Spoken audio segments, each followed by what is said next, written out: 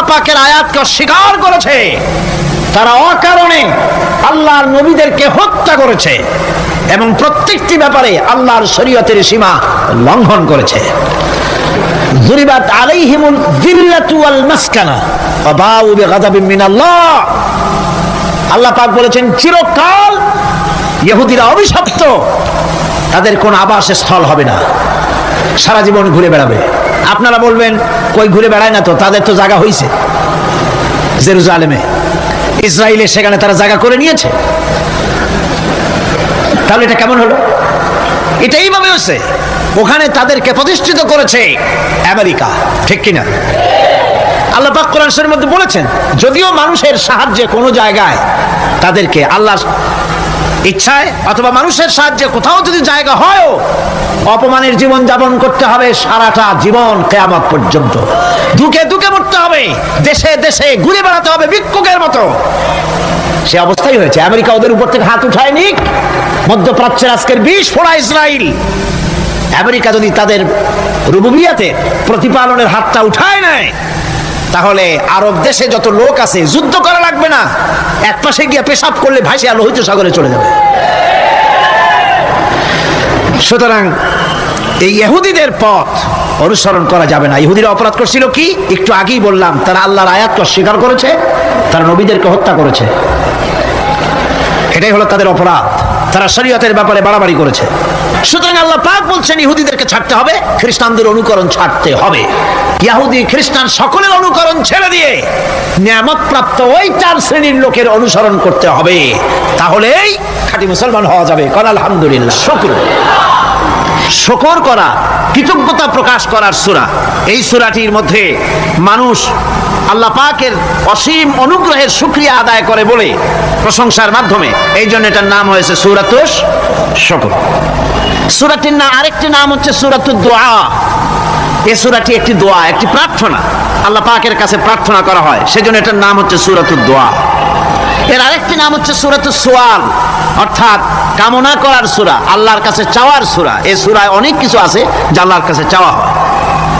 এই সূরাটি এর আরেকটি নাম হচ্ছে সূরাতুশ শিফা, অর্থাৎ প্রতিষেধক, রোগ ব্যাধি ইত্যাদি মুক্ত হওয়ার জন্য। সূরা ফাতিহা আপনারা আল্লাহর ওলিদের কাছে, ওলামাদের কাছে যে যান, পানি নিয়ে, তেল নিয়ে, কালো জিরে নিয়ে, ওনারা যা পড়ে ফু দেন, সেই গোপন কথাটা বলে দেই, সেটা হচ্ছে সূরা ফাতিহা।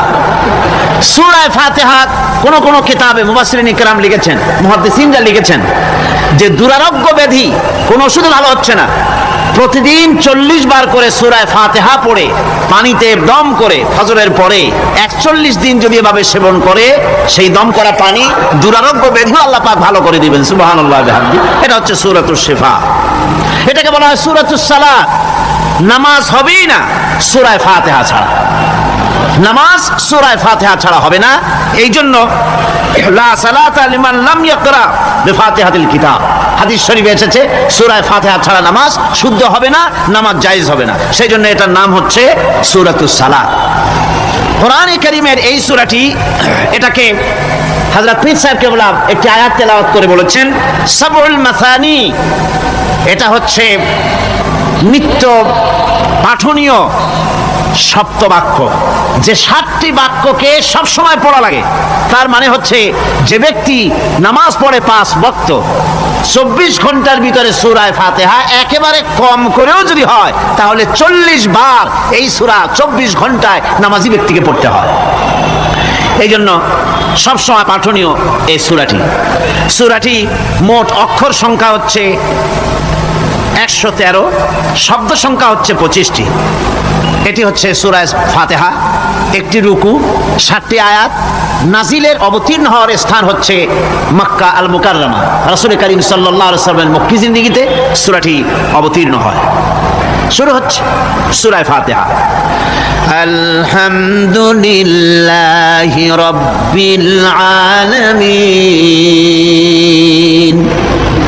সূরা ফাতিহা আমি বলি এটি যেন একটি অভিনন্দন পত্র। এটি কি? অভিনন্দন পত্র। বান্দা দিচ্ছে তার রবকে, রবের ভাষায় শেখানো অভিনন্দন পত্র বান্দা তার রবকে প্রকাশ করছেন, দিচ্ছেন। অভিনন্দন পত্রে তিনটা জিনিস থাকে, আপনারা লক্ষ্য করে শুনলে বুঝতে পারবেন ইনশাআল্লাহ।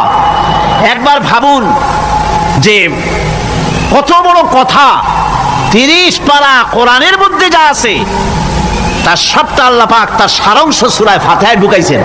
তাহলে এটা জিনিসটা কি এটা বুঝতে হবে, এবং সেই ধরনের অন্তর নিয়ে মন নিয়ে বসতে হবে আর বুঝতে চেষ্টা করতে হবে। আমি ধীরে ধীরে আপনাদের সামনে পেশ করব ইনশাআল্লাহ, বিইজনিল্লাহ, বিমাশিয়াতিল্লাহ, বিফদলিল্লাহ। সূরা ফাতিহার মধ্যে আমি বলেছি এটা একটি অভিনন্দন পত্রের মতো। কিরকম? অভিনন্দন পত্রে তিনটা জিনিস থাকে। কয়টা জিনিস থাকে? তিনটা। প্রথমে থাকে প্রশংসা। অভিনন্দন পত্রে প্রথমে কি থাকে? প্রশংসা। 2 নম্বরে থাকে পরিচয়। 3 নম্বরে থাকে দাবি। 3 নম্বরে থাকে দাবি।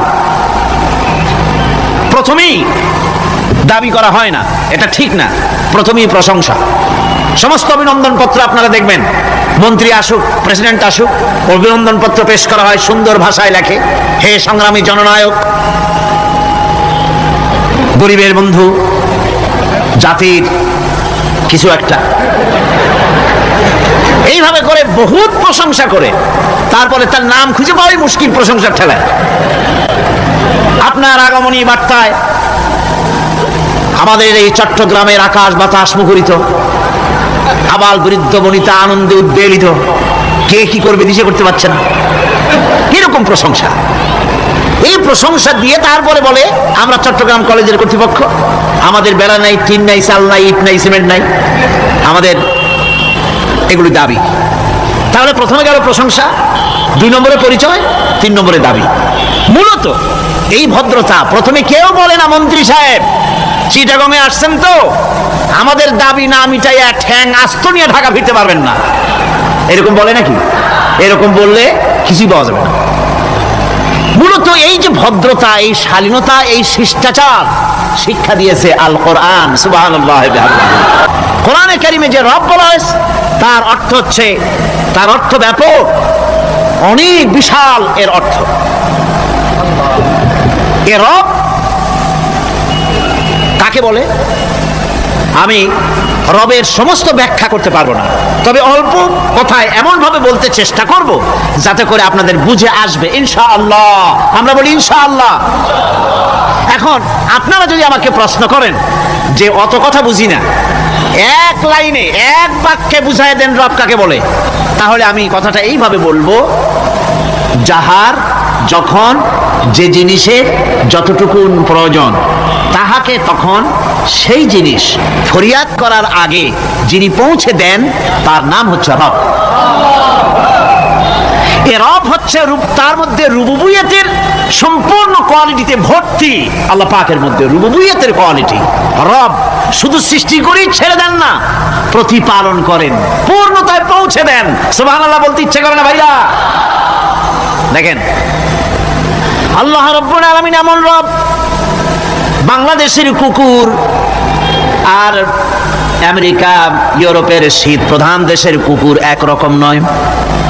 আমাদের দেশের পশু ইউরোপ আমেরিকা শীত প্রধান দেশের পশু একরকম নয়। তার কারণ হলো আমাদের দেশে শীত কম, নাতিশীতোষ্ণ অঞ্চলের মধ্যে খানিকটা পড়ে যায়, এখানে পশুদের গায়ে কম পশম থাকলে কোনো অসুবিধা নাই। ভেড়া, ঘোড়া, কুকুর, বন্য প্রাণীকে কেউ তো কম্বল দেয় না, ল্যাপ দেয় না, রাজাই দেয় না, খাতা দেয় না, চাদর দেয় না। আল্লাহ রাব্বুল আলামিন তিনি এমন রব, শীত প্রধান দেশের পশুদের গায়ে পশম দিয়া চিরস্থায়ী কম্বল জড়ায় দিয়েছেন। এটা হচ্ছে রব। প্রতিপালনের পদ্ধতি কি সুন্দর করে তিনি প্রতিপালন করছেন, কি সুন্দর করে তিনি পশু পক্ষীগুলিকে তাদের আহার জোগাড় করছেন, প্রতিপালন করছেন। তিনি রব, মানুষকে সৃষ্টি করেছেন, আমাদেরকে সৃষ্টি করেছেন, সব প্রয়োজন মিটাইছেন। সুবহানাল্লাহ ওয়া বিহামদিহি, সকল প্রয়োজন মিটিয়েছেন, একটা জিনিস বাদ রাখেন। আমি এই জন্য বলি যে কোরআন হচ্ছে বিজ্ঞানের উৎস। কোরআন বিজ্ঞানের কি? বিজ্ঞানের আবিষ্কার যত বাড়বে, বিজ্ঞান চিরটা কাল কোরআনের কাছে ভিক্ষার হাত দিয়ে এতিমের মতো দাঁড়ায় থাকবে কিয়ামত পর্যন্ত। আল্লাহু বিহামদিহি। বিজ্ঞানীরা বলেছেন আমাদের এই পৃথিবীটা, আল্লাহ না করুন কখনো, আমাদের এই পৃথিবীটা যদি কোনো ব্ল্যাক হোলের আওতায় পড়ে, ওর রেঞ্জে আসে, তাহলে মাত্র 2 সেন্টিমিটারের মধ্যে পৃথিবীটা তার ঘনত্ব লাভ করে ব্ল্যাক হোলের মধ্যে অদৃশ্য হয়ে যাবে, হারায় যাবে, অস্তিত্ব থাকবে না। আল্লাহ পাক, আশ্চর্য লাগে আমার, বিজ্ঞানের বইপত্র যখন পড়ি আমার কাছে আশ্চর্য লাগে, 1400 বছর আগে নবী কোনো বিজ্ঞানাগারে পড়াশোনা করেন নাই, কোন সায়েন্স নিয়ে রিসার্চ করেন নাই, সেই নবীর মুখ থেকে এমন বিজ্ঞানময় কোরআন আল্লাহ বের করালেন যা আজকের পৃথিবীর মডার্ন যুগের বিজ্ঞানীরা কোরআনের কাছে এতিম হয়ে দাঁড়ায় আছে। পৃথিবীর কোন বিজ্ঞানী বলতে পারবে না যে কোরআনে কারিমের অমুক আয়াতটা আনসাইন্টিফিক, এটা হাদিস আমাদের বিজ্ঞানের সাথে মিল খায় না, এমন কথা বলতে পারবে না। বরং কোরআন সার্টিফাই করবে তোমার এই বক্তব্য, তোমার এই থিওরি মোস্ট আনসাইন্টিফিক। কোরআন বলবে, কোরআন বলতে পারবে না যে আয়াতটা আনসাইন্টিফিক। সুতরাং কোরআন হচ্ছে মহান বিজ্ঞানময়, কোরআন হচ্ছে আল্লাহ পাকের দেওয়া এক মহান বিধান, যে কোরআনের কারণে আল্লাহ পাক আমাদেরকে হেদায়েত দান করেছেন। সুতরাং এই কোরআন হচ্ছে, কোরআনের মধ্যে যা আছে, গোটা কোরআনে যা আছে সব সূরা ফাতিহায় আছে। সুবহানাল্লাহি ওয়া বিহামদিহি। আল্লাহ পাক বলছেন আলহামদুলিল্লাহি রাব্বিল আলামিন। মহব্বতের সাথে পড়েন সবাই, আলহামদুলিল্লাহি রাব্বিল আলামিন। সমস্ত প্রশংসা, যাবতীয় প্রশংসা সে আল্লাহ পাকের, যিনি তামাম জাহানের পালনেওয়ালা রব। আল্লাহ পাক তার কাছে যখন বান্দা আলহামদুলিল্লাহি রাব্বিল আলামিন বলে, তখন প্রশ্ন হয় যে তার যার প্রশংসা তুমি করছো, তোমরা করছো, তার কি আরো কোনো গুণকীর্তন আছে নাকি? আমরা বলি আর রহমানির রহিম, তিনি পরম দাতা এবং দয়ালু। রহমান এবং রহিম দুটি হচ্ছে সমঅর্থবোধক, প্রায় কাছাকাছি অর্থবোধক শব্দ। অসীম মেহেরবান এবং বিশেষ করুণাময় তিনি, যিনি রহমান এবং রহিম। রহমান রহিম আল্লাহ পাকের দুটি গুণবাচক নাম। রহমান অপেক্ষা রহিম অপেক্ষা রহমান, এটা হচ্ছে বেশি ব্যাপক অর্থবোধক, যার জন্য তাফসীরে বলা হয়েছে আর রহমানু যুর রাহমাতিশ শামিলা বিজামিল খালায়েক ফিদ দুনিয়া ওয়াল মুমিনিনা ফিল আখিরাহ। অর্থাৎ রহমান তিনি, যিনি এমন রহমতের মালিক যা বিশেষত গোটা বিশ্বের সমস্ত মানুষের জন্য প্রযোজ্য। আর রহিম হচ্ছে শুধু কিয়ামতের দিন পৃথিবীতে রহমান, তিনি দয়াবান পৃথিবীর সমস্ত মানুষের জন্য এবং কিয়ামতে শুধু মুমিনদের জন্য। রহমান কিয়ামতে শুধু মুমিনদের জন্য। আর রহিম হচ্ছে আর রহিমুর রাহমাতি শামিলা লিল মুমিনিনা ইয়াউমিল কিয়ামা। রহিম হচ্ছে শুধুমাত্র কিয়ামতের দিন আল্লাহ রাব্বুল আলামিন শুধু মুমিন লোকদের জন্য এই বিশেষ দয়া কিয়ামতের দিন করবেন। এখন রহমান হচ্ছেন পৃথিবীর সমস্ত মানুষের জন্য, সমস্ত প্রাণীর জন্য, তার দান থেকে কেউ বঞ্চিত থাকবে না, সকলের জন্য তার দানের দরজা অবারিত, উন্মুক্ত। এই পৃথিবীর বুকে আমরা দেখতে পাই মানুষ তার বন্ধুদেরকেই দেয়, শুধু সরকার হোক আর সাধারণ মানুষ হোক, আপনজনদেরকে, নিজের দলকেই বেশি নেয়। কথা ঠিক কিনা? নিজের দলের প্রতি, আত্মীয় স্বজনের প্রতি স্বজন প্রিয়তা মানুষের শরীরের ভিতরে রোগ হিসাবে কাজ করে, আর এভাবে করে নিজের দল আর আত্মীয় স্বজনকে বেশি করে সুযোগ সুবিধা দেয়। শত্রুকে কেউ দেয় না, শত্রুকে কেউ ডেকে ডেকে কোনো জিনিস দিতে চায় না বা দেয় না। আল্লাহ রাব্বুল আলামিন এমন রহমান, এমন দয়াবান, এমন মেহেরবান, যারা তার ইবাদত করে, যারা তাকে স্বীকার করে, আল্লাহ বলে তাকে যারা সেজদা দেয়, আল্লাহ পাক তাদেরকেও দেন।